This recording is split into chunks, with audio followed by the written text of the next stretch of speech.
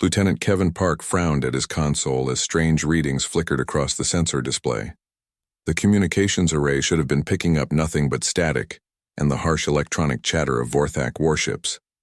Instead, weak signals drifted through the darkness on frequencies that officially did not exist. "Admiral," Kevin called out, his voice uncertain.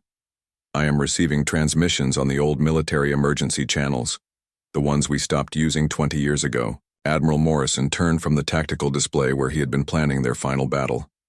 The Vorthak fleet was less than 30 minutes away, and closing fast. This was not the time for technical problems. "What kind of transmissions?" Morrison asked. "Voice communications, sir. Very faint, but they sound human. The call signs are strange, though. Ships identifying themselves as the TCS Phantom, the TCS Wraith, and several others I do not recognize."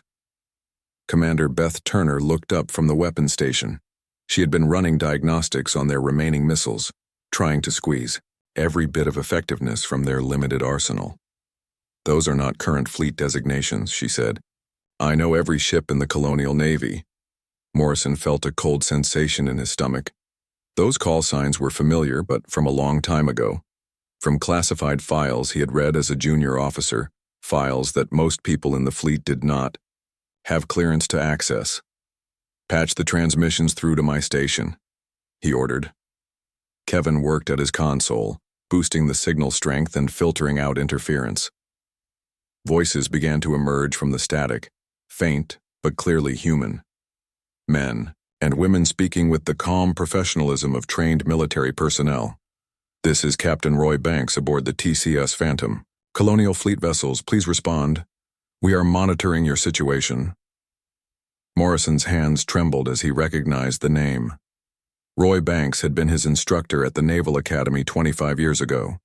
A brilliant officer and a good man who had volunteered for an experimental program that went terribly wrong.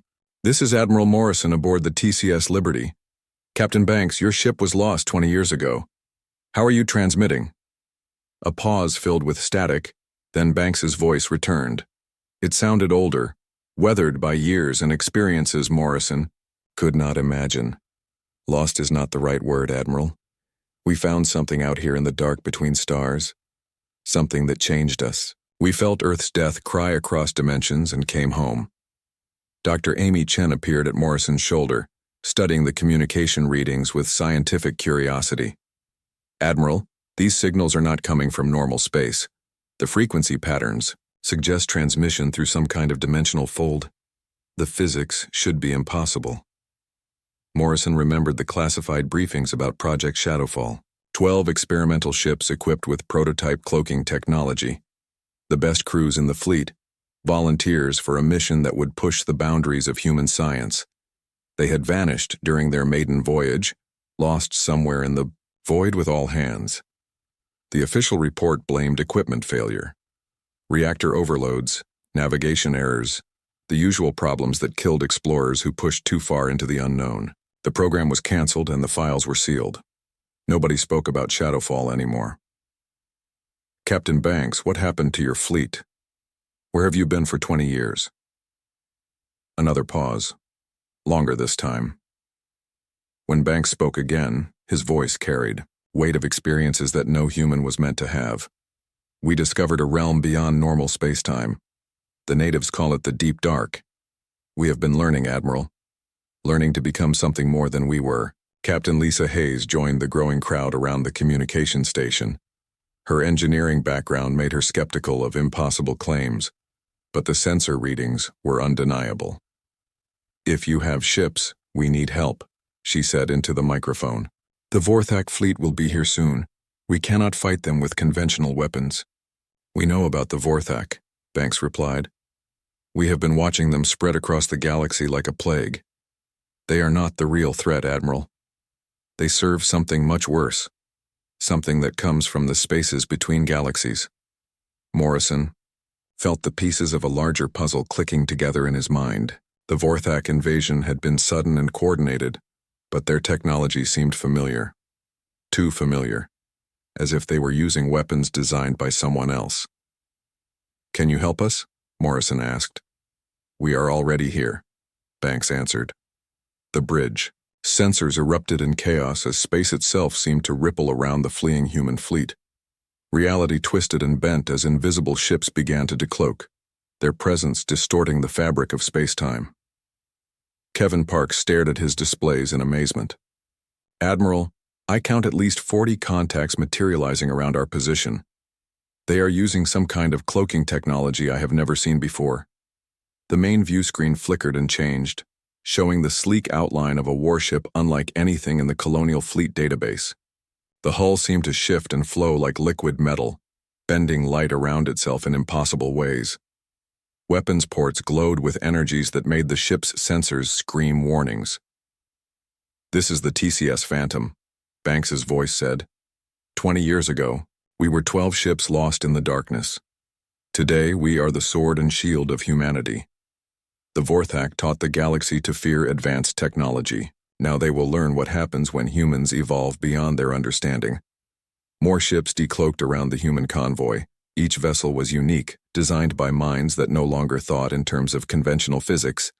They moved through space like living creatures, their hulls rippling with energy fields that defied explanation. Dr. Amy Chen frantically took readings, trying to understand what her instruments were telling her. "Admiral, these ships exist in multiple dimensions simultaneously. They are here, but also somewhere else. The energy signatures are completely alien." "Not alien, Doctor," Banks corrected. "Human. We are still human, just human in ways the galaxy has never seen before. We learn to merge consciousness with technology, to think and feel as our ships do. The Vorthak believe they are the apex predators of this universe. They are about to discover they are wrong." Morrison watched the Phantom fleet position itself, between his refugees and the approaching enemy. 40 ships against 30 Vorthak destroyers should have been favorable odds, but these were not normal ships fighting a normal battle. "All Colonial Fleet vessels continue on your escape course," Banks ordered. "Take your people to safety. We will handle the Vorthak." "Captain, what about you? What happens to the Phantom fleet after this battle?" Banks's voice carried a note of sadness mixed with determination. "We return to the deep dark, Admiral. We have become something that cannot exist fully in normal space. But we will always be watching. Humanity has guardians now, protectors that the galaxy never expected." The Vorthak fleet appeared on the edge of sensor range, their weapons charging for the final assault. They had hunted humanity across the stars, burning worlds and crushing fleets. Now they faced something that would change their understanding of what humans could become. Morrison gave the order for his civilian ships to jump to faster-than-light speed, carrying the survivors of Earth toward distant colonies. Behind them, the Phantom fleet prepared for a battle that would reshape the balance of power in the galaxy. Space itself held its breath as two forces prepared to collide, one representing the old order of conquest and domination, the other heralding the birth of something entirely new. The Vorthak fleet commander gazed at the tactical display aboard his flagship with satisfaction. 30 destroyers against a handful of primitive human vessels would hardly qualify as a battle. More like pest control, cleaning up the last remnants of a species that had dared to resist the inevitable. Commander HFY had personally overseen the destruction of 17 worlds during his career. Humans were no different from the others. They built cities. They fought with crude weapons. They died when superior firepower was applied, simple and predictable. The human ships had stopped running. Their military vessels turned to face his fleet while the civilian transports jumped to faster-than-light speed. A noble gesture, but ultimately meaningless. HFY would destroy the warships quickly, then pursue and eliminate the refugees. Standard procedure. His tactical officer reported strange sensor readings around the human position, but HFY dismissed them as interference from damaged human equipment. These primitives could barely maintain their own technology. What threat could they possibly pose? Space began to ripple. Reality twisted and folded as the Phantom fleet dropped their cloaking fields simultaneously. 40 ships materialized from nothing, their hulls gleaming with impossible geometries. They moved like predators stalking prey, weapons ports glowing with energies that made the Vorthak sensors scream warnings. HFY stared in confusion at vessels that should not exist. The hull designs followed no known engineering principles. Metal flowed like liquid while maintaining structural integrity. Energy fields wrapped around each ship like living auras, pulsing with rhythms that suggested heartbeats rather than machinery. "What? Are these ships?" he demanded. His science officer worked frantically at her console trying to analyze the new contacts. "Unknown technology, Commander. The vessels appear to exist in multiple dimensions simultaneously. They are here, but also elsewhere. Our targeting systems cannot achieve a stable lock." Captain Roy Banks spoke across all communication frequencies, his voice carrying the weight of 20 years spent in realms beyond normal understanding. "Vorthak fleet, you have pursued humanity across the stars. You have burned our worlds and murdered our people. Now you face the consequences of awakening something that should have remained sleeping." The TCS Phantom moved toward the Vorthak formation with fluid grace. Its hull shifted and flowed as weapon systems emerged from what had appeared to be smooth metal moments before. Energy cascaded along the ship's length like neural impulses firing through a vast brain. Banks had changed during his years in the deep dark. His consciousness was no longer confined to flesh and bone but spread throughout his ship like a soul, inhabiting a mechanical body. He thought with quantum processors and felt with sensor arrays. The distinction between man and machine had become meaningless. All Phantom Fleet vessels, engage the enemy. Show them what humans become when we stop limiting ourselves to 3 dimensions. The battle began with the TCS Wraith phasing partially out of reality. Captain Helen Price had learned to navigate probability space during her exile, moving her ship through multiple potential timelines simultaneously. She attacked the Vorthak from angles that did not exist in normal geometry. Plasma beams that should have struck empty space instead tore through the hull of a Vorthak destroyer. The alien ship's shields had been configured to stop attacks from real space, not from parallel dimensions where different physical laws applied. "Impossible," Jekvar muttered as he watched his formation take fire from weapons that appeared to shoot through solid matter. The TCS Spectre demonstrated another evolution of human ingenuity. Commander Steve Walsh had learned to merge his ship, temporarily with enemy vessels, rewriting their computer systems from within. Vorthak destroyers suddenly found their own weapons turning against their allies as human consciousness invaded their networks. "Our ships are compromised," the tactical officer reported in panic. "Something is taking control of our targeting computers." 3 Vorthak vessels opened fire on their own formation before their crews could regain control. Walsh laughed across the communication channels as he withdrew his ship's influence, leaving the aliens to wonder how their most secure systems had been penetrated. The Phantom Fleet moved through the Vorthak formation like sharks among minnows. Each ship demonstrated abilities that violated every known law of physics. They attacked from impossible angles, phased through enemy fire, and wielded weapons forged from pure possibility. Admiral Morrison watched the battle unfold from the bridge of the fleeing TCS Liberty.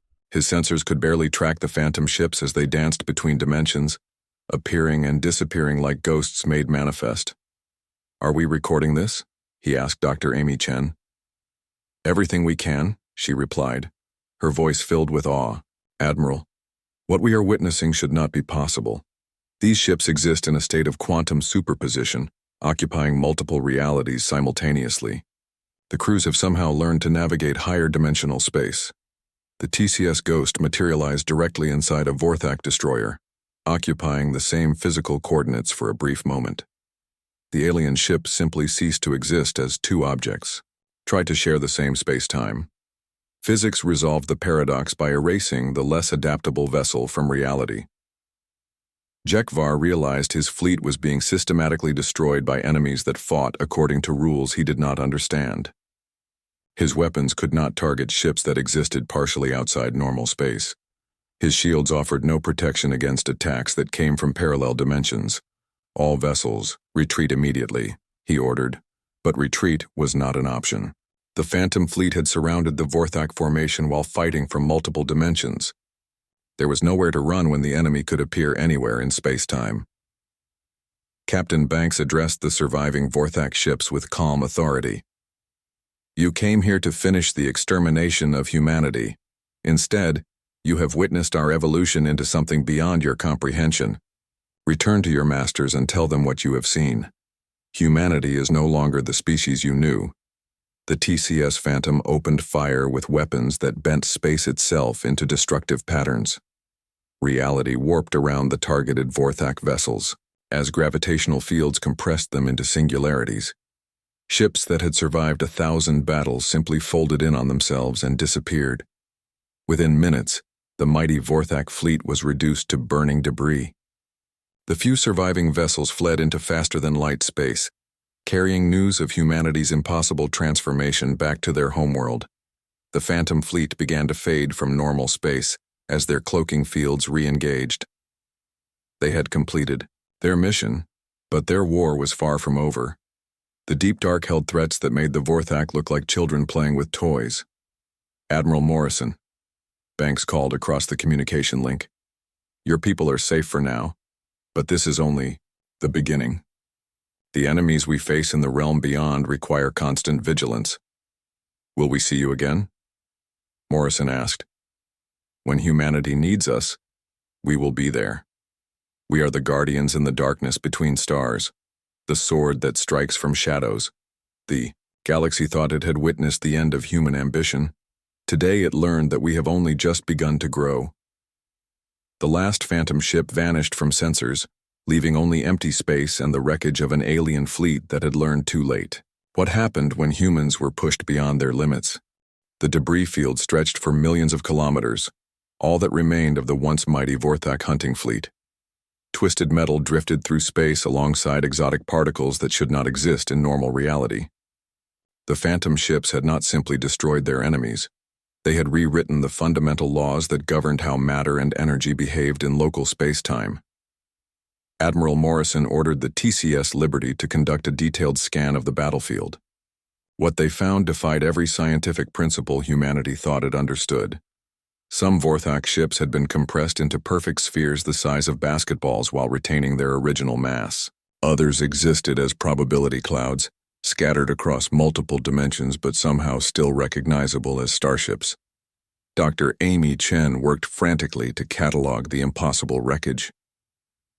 Admiral, I need to understand what happened here. The Phantom fleet used weapons that operate outside our current understanding of physics. Some of these Vorthak vessels appear to have been attacked through time itself. What do you mean? Morrison asked. This destroyer shows damage that occurred before the battle began. The hull was breached by weapons fire that landed yesterday, but the battle happened today. The Phantom fleet somehow shot backwards through time. Morrison studied the readings on his tactical display. Numbers that should represent normal physical constants were displaying values that made no sense. Local gravity was flowing in patterns that resembled ocean currents. Space itself had been damaged and was slowly healing like wounded flesh. Captain, Lisa Hayes approached with her own impossible readings. Admiral, we need to leave this area immediately. The fabric of reality is unstable here. Our sensors detect probability storms forming where the Phantom ships use their dimensional weapons. A communication signal pierced through the quantum interference surrounding the battlefield. Captain Roy Banks spoke from somewhere between dimensions, his voice carrying across multiple realities simultaneously. Admiral Morrison, you are witnessing the birth of a new age. For 20 years, we have learned to fight enemies that exist beyond normal space-time. The Vorthak were merely practice for battles yet to come. What other enemies? Morrison asked. In the deep dark, we discovered the truth about galactic history. Every few million years, something comes from the void between galaxies. It devours entire star systems, leaving behind empty space where civilizations once flourished.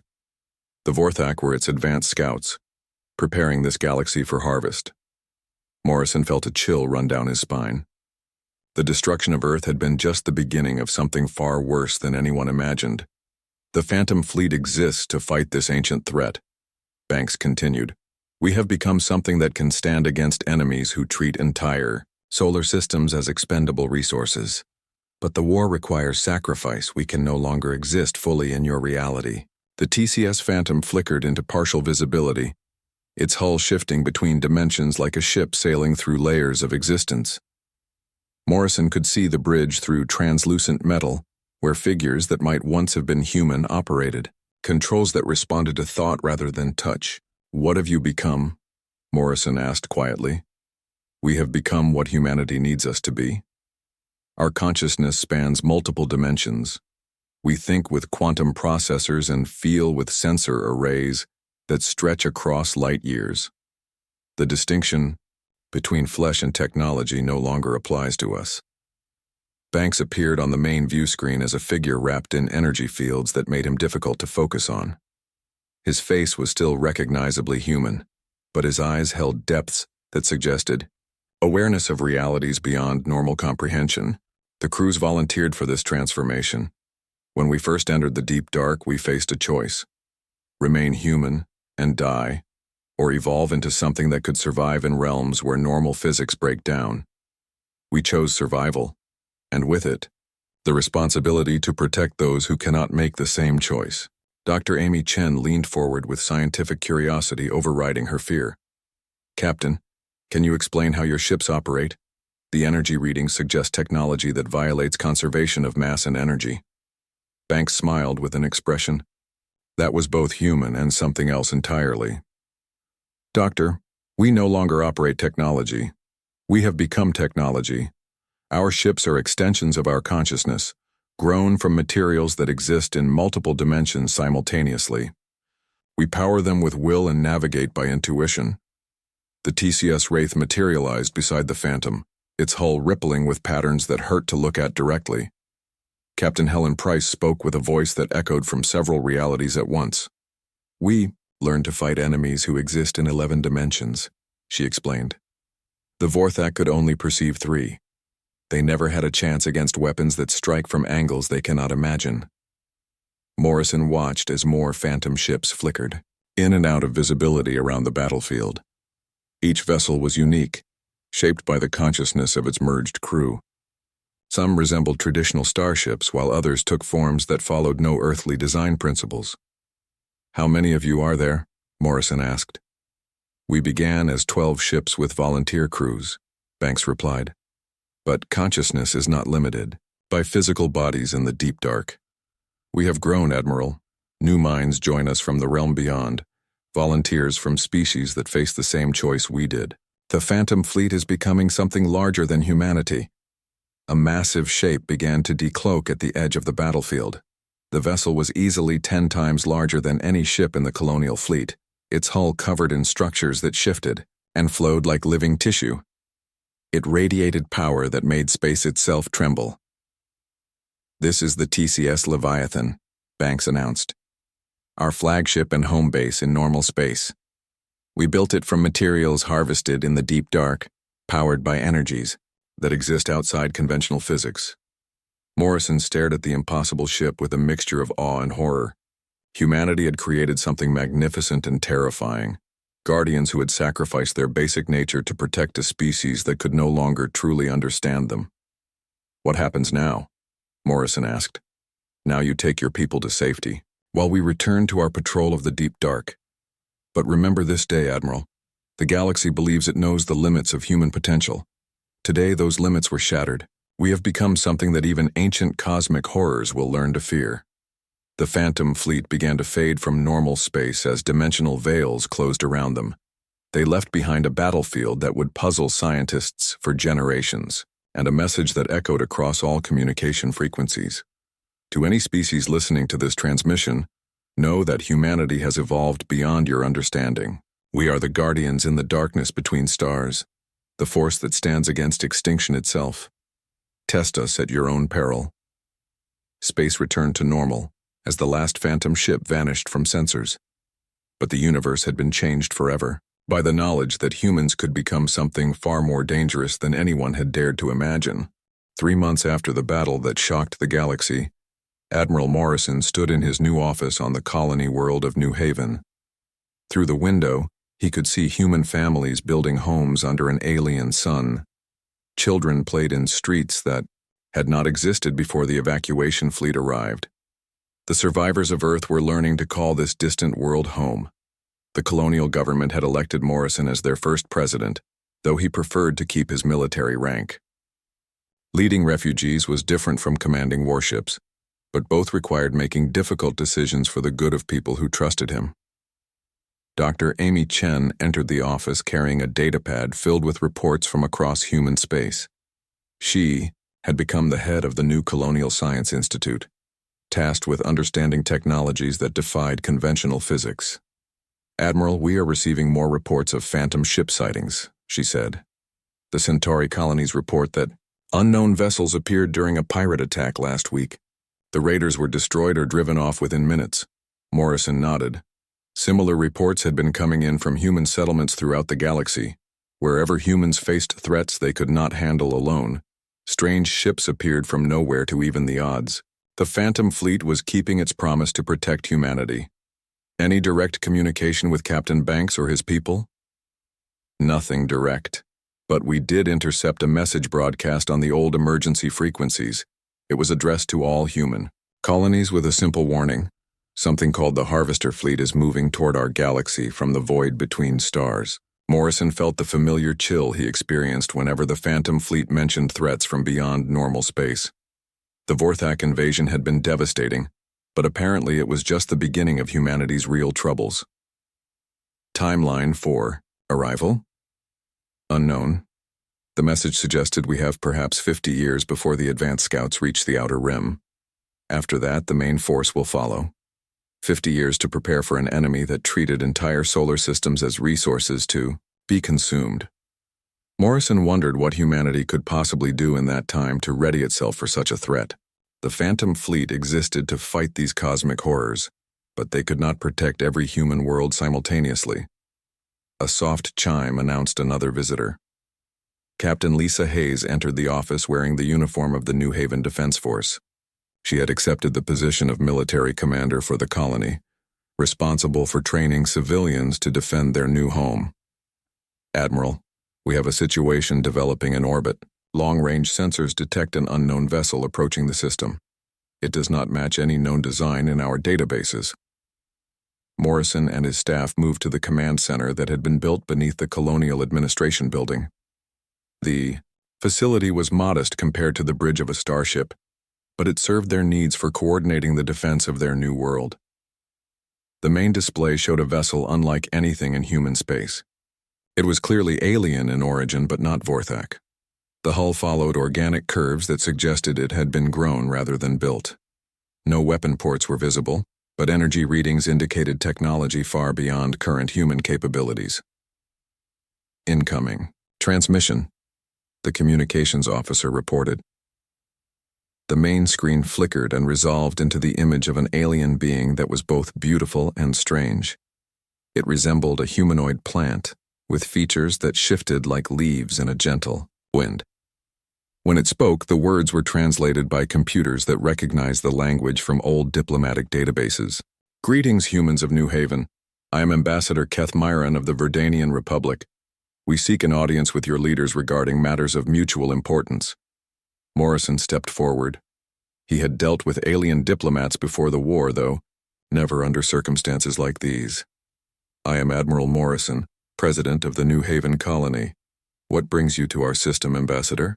"Admiral, 3 months ago, our deep space sensors detected impossible energy signatures from this region. Ships that existed in multiple dimensions simultaneously engaged and destroyed a Vorthak fleet, using weapons that operate outside known physics. We have come seeking answers." Morrison chose his words carefully. The Phantom Fleet operated in secrecy for good reasons. The galaxy was not ready to learn that humans had evolved into something beyond normal understanding. The Vorthak were defeated by unknown forces. We had no part in that battle. Keth Moran's features shifted in what might have been amusement. "Admiral, we do not seek to assign blame or claim credit. The Verdanian Republic lost 17 worlds to Vorthak aggression. We celebrate their destruction regardless of who accomplished it." "Then what do you want from us?" "Information about the ships that destroyed them. Our scientists believe they represent a new form of technology that could revolutionize interstellar civilization. We wish to make contact with their builders." Morrison exchanged glances with Dr. Chen and Captain Hayes. This was the conversation they had been dreading since the Phantom Fleet revealed itself. Other species would want to understand and duplicate the technology that had made humans into something unprecedented. "I have no way to contact the vessels you describe," Morrison said truthfully. "They appeared, fought the Vorthak, and vanished. We know nothing more." Before the ambassador could respond, space near the alien ship began to ripple. Reality twisted as a familiar silhouette decloaked, weapons powered but not yet targeting the diplomatic vessel. "This is Captain Roy Banks of the TCS Phantom," came the transmission on all frequencies. "Verdanian ship, you seek audience with those who destroyed the Vorthak. Your audience is granted." Morrison watched the alien ambassador's reaction as the Phantom ship fully materialized. Keth Miran stared at the impossible vessel with expressions that cycled through confusion, fear, and awe. "Your ship exists in 11 dimensions," the ambassador whispered. "How is this possible?" "We learn to transcend the limitations that define normal existence," Banks replied. "Your people have two choices, Ambassador. Accept that some mysteries are too dangerous to investigate, or request the transformation that would allow you to understand." "Transformation?" "To comprehend our technology, you must become like us. Your consciousness would be merged with quantum processors. Your body would be integrated with machinery that exists across multiple realities. You would gain the power to fight cosmic threats that devour galaxies, but you would lose everything that makes you individually Verdanian." The alien ambassador was quiet for a long moment, processing the implications of Banks's offer. Morrison understood the terrible choice being presented: join the Phantom fleet and gain unimaginable power, but lose your essential nature in the process. "My government will need time to consider this offer," Keth Moran finally said. "Time you have. But remember that the real war has not yet begun. The Harvester fleet approaches from beyond the galactic rim. When they arrive, every species will face the same choice our volunteers made 20 years ago: evolve or become extinct." The Phantom ship began to fade from normal space as dimensional barriers reformed around it. But Banks's voice continued to echo across communication frequencies. "Admiral Morrison, continue building your colonies. Teach your children to reach for the stars. The Phantom fleet will always be watching, ready to defend humanity from threats they cannot imagine. The galaxy has learned that humans refuse to accept limits on what we can become." Space returned to normal as the last traces of the Phantom ship vanished from sensors. The Verdanian vessel remained motionless for several minutes before slowly departing the system, carrying news that would spread throughout the galaxy. Morrison returned to his office as the alien sun set behind the mountains of New Haven. Through the window, he could see families gathering for evening meals in homes they had built with their own hands. Children who had fled the burning ruins of Earth were learning to laugh again under foreign stars. Somewhere in the deep dark between realities, the Phantom fleet continued their eternal patrol. They had become humanity's guardians and protectors, evolved beyond normal existence but still bound by love for the species they had left behind. The galaxy would never be the same. Across 1,000 worlds, species that had considered humans primitive savages now watched the stars with nervous eyes. The cosmic order had been shattered by the revelation that some limits were made to be transcended, and in the darkness between dimensions, Captain Roy Banks and his transformed crew sailed toward battles that would determine whether organic life survived the next cosmic cycle. They had become the sword and shield of a galaxy that did not yet understand what it meant to be truly human. Admiral Jack Morrison stood on the bridge of the TCS Liberty and watched his world die again. The massive view screen showed the cold emptiness of space dotted with the burning remains of human ships. Behind them, the red glow of enemy engines grew brighter as the Vorthak fleet closed in for the kill.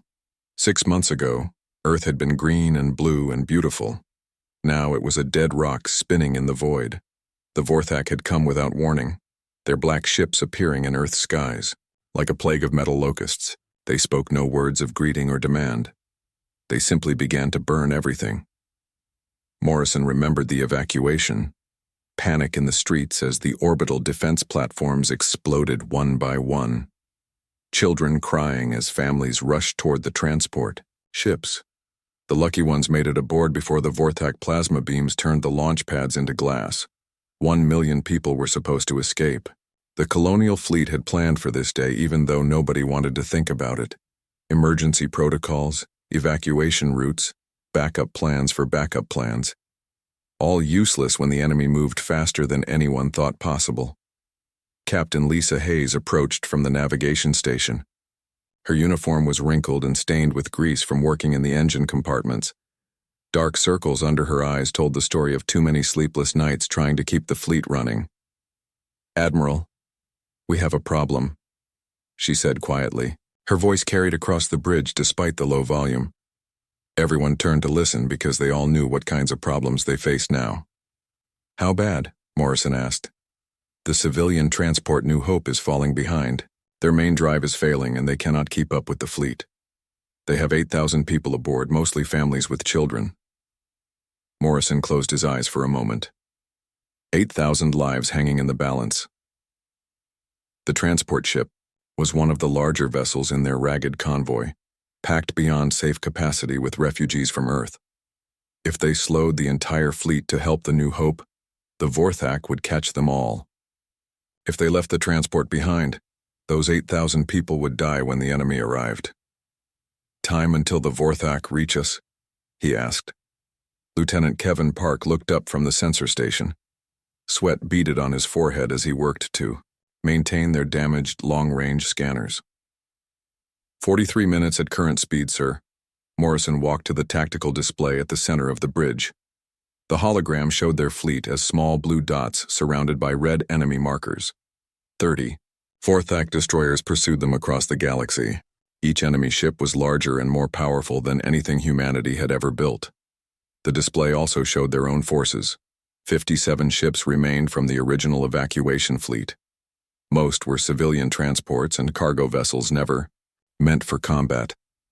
Only 12 were actual warships, and half of those had serious damage from the running battles they had fought during their retreat from Earth. Chief Engineer Danny Rodriguez climbed up from the lower decks. His hands were black with engine oil and his face was grim. He had been working non-stop to keep the Liberty running, but Morrison could see the exhaustion taking its toll. "Admiral, we need to talk about the power situation," Danny said. "The fusion reactors are running at maximum output just to maintain life support in the FTL drive. If we have to fight, we will not have enough energy for shields and weapons at the same time." Morrison nodded. He had expected this news, but hoped it would not come so soon. The Liberty was the flagship of their small fleet, one of the few ships with heavy weapons that could actually hurt a Vorthak destroyer. Without full power, they would be helpless. "What about the other warships?" Morrison asked. "The Courage lost her main guns in the last battle. The Freedom has reactor problems. The Unity can fight, but she only has light weapons. Sir, if the Vorthak catch us, we cannot win." The bridge fell silent. Everyone knew the truth, but hearing it spoken aloud made it real. They were the last remnant of humanity, running through the darkness with monsters closing in behind them. Morrison thought about the people sleeping in the cargo holds below. Families huddled together on makeshift beds. Children who had watched their homes burn. Old people who had lived their entire lives on Earth and never expected to die among the stars. Dr. Amy Chen entered the bridge from the science section. She carried a data pad filled with readings from their damaged sensors. Her lab coat was rumpled and she moved with the careful steps of someone who had not slept in days. "Admiral, I have been studying the Vorthak pursuit pattern," she said. "They are not trying to destroy us quickly. They could have caught us hours ago if they wanted to. Instead, they are hurting us." "Hurting us where?" Morrison asked. "I believe they want us to enter the Void Sector. It is a region of space with no habitable worlds and very few resources. If they force us there, we will be trapped with nowhere to run and no way to resupply." Morrison studied the star charts on the tactical display. The Void Sector was a dark patch of space between the major trade routes. Ships avoided it because there was nothing there worth finding. It would be the perfect place for the Vorthak to finish them off without interference. "How long before we reach the Void Sector?" he asked. "At current speed, 18 hours, Amy replied. Morrison made his decision. It was not a good decision, but it was the only one he had. "Signal the fleet. All civilian ships are to continue. On course toward the outer colonies. All military vessels will turn and engage the enemy. We buy them time to escape. Captain Hayes stepped forward. Sir, that is suicide. We cannot defeat 30 Vorthak destroyers. No, we cannot, Morrison agreed. But we can slow them down. Every minute we fight is another minute for the civilians to get away. The Admiral looked around his bridge at the faces of his crew. Young people who had signed up to explore the stars, not to fight impossible battles against alien invaders. They deserved better than this ending. Send the message, he ordered. As the communications officer transmitted the Admiral's orders, Morrison wondered if anyone would remember them. The last stand of the colonial fleet somewhere in the darkness between stars. Heroes or fools, it would not matter much longer.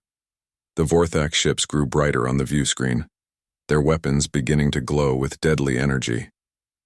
Morrison took one last look at the fleeing civilian transports and prepared to give the order that would doom them all.